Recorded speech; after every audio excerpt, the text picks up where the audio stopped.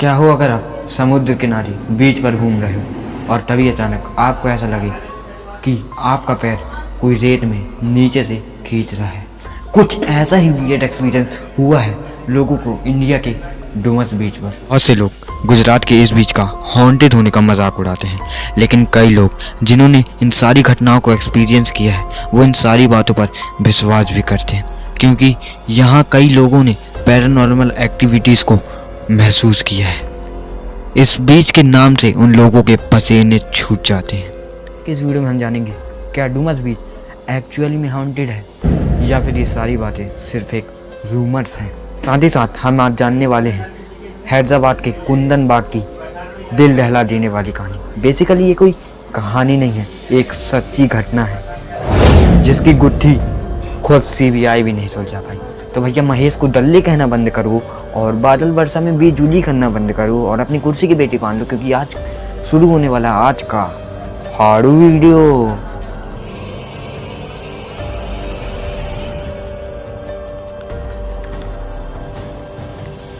ये एक ऐसी घटना है जो हैदराबाद में हुई थी, लेकिन इसने पूरे इंडिया को हैरान कर दिया था।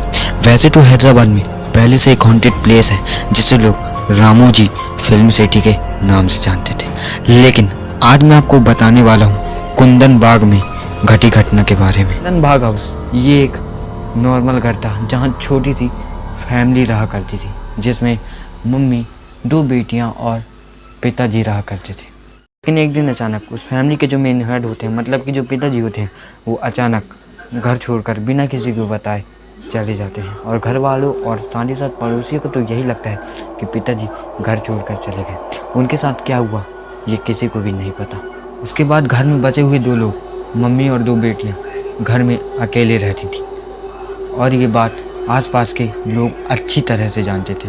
एक दिन रात को चोर उनके घर में घुसने की कोशिश करता है और सक्सेसफुली अंदर भी चला जाता है। अंदर जाकर जब वो देखता है वो नज़ारा दिल दहला देने वाला होता है। घर के अंदर 3 लाशें पड़ी हुई थी, मतलब मम्मी और 2 बेटियां सब ऊपर जा चुके थे। चोर काफ़ी ज़्यादा घबरा गया था, तो उसने जाकर ये पूरा मामला पुलिस को बता दिया, क्योंकि चोर नहीं चाहता था कि उस पूरे कत्ल का इल्ज़ाम उसके सिर पर आए। लेकिन पुलिस ने उसकी बात का विश्वास नहीं किया। पुलिस को तो यही लगा कि चोर ने ही कुछ गड़बड़ की है। बाद में जाकर उन लाशों की जांच की गई, तब जाकर पता चला कि वो लाश पिछले 3 महीने से भी ज़्यादा पुरानी है। मतलब यू कैन इमेजिन। जब पुलिस वालों ने पड़ोसी से पूछताछ की तो पड़ोसी ने बताया कि हमारी कल ही तो इनसे बात हुई थी और काफ़ी सारे पड़ोसियों ने बताया कि इनके घर के बच्चों को हम रोज आंगन में खेलते देखते हैं और मम्मी तो घर की बालकनी में ही टहलती थी। हालांकि इन सारे बयानों के ऊपर वो चोर बच गया, सिर्फ चोरी करने की सजा उसे मिली। लेकिन पुलिस को ये समझ में नहीं आ रहा था, तो ये मामला सौंपा गया CBI को। ने भी इसके बारे में बहुत ज़्यादा जांच पड़ताल की, लेकिन वो भी किसी नतीजे पर नहीं पहुंचे। जब इस फैमिली और इस घर की अच्छी तरीके से जांच पड़ताल की गई तो पता चला कि इनके घर से कुछ काली जादू का सामान मिला, जो काला जादू परफॉर्म करने के लिए यूज़फुल होते हैं।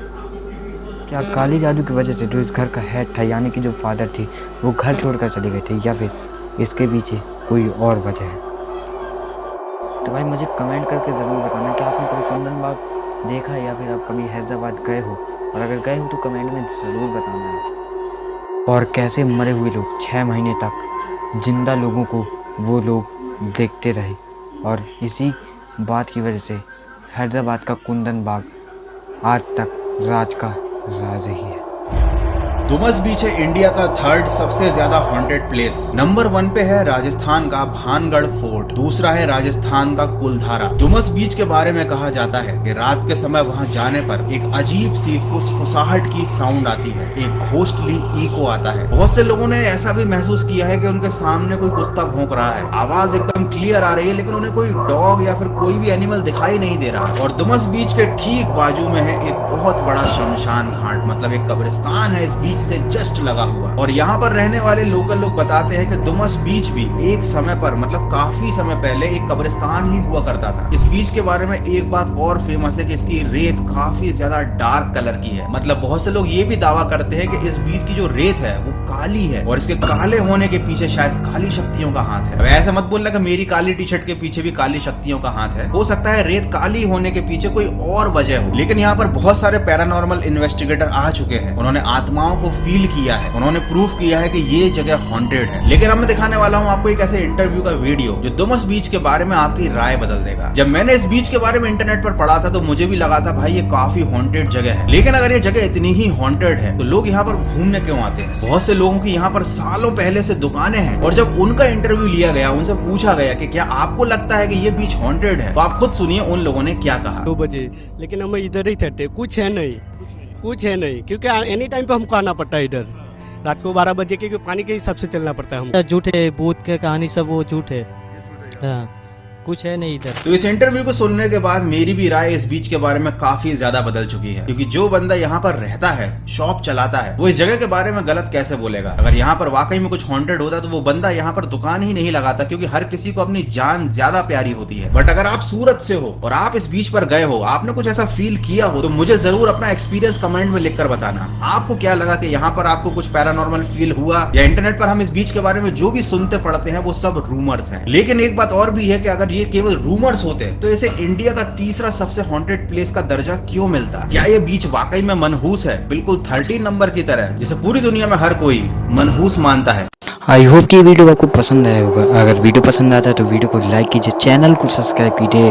तो मिलते हैं अगले और तगड़े फाड़ो वीडियो में।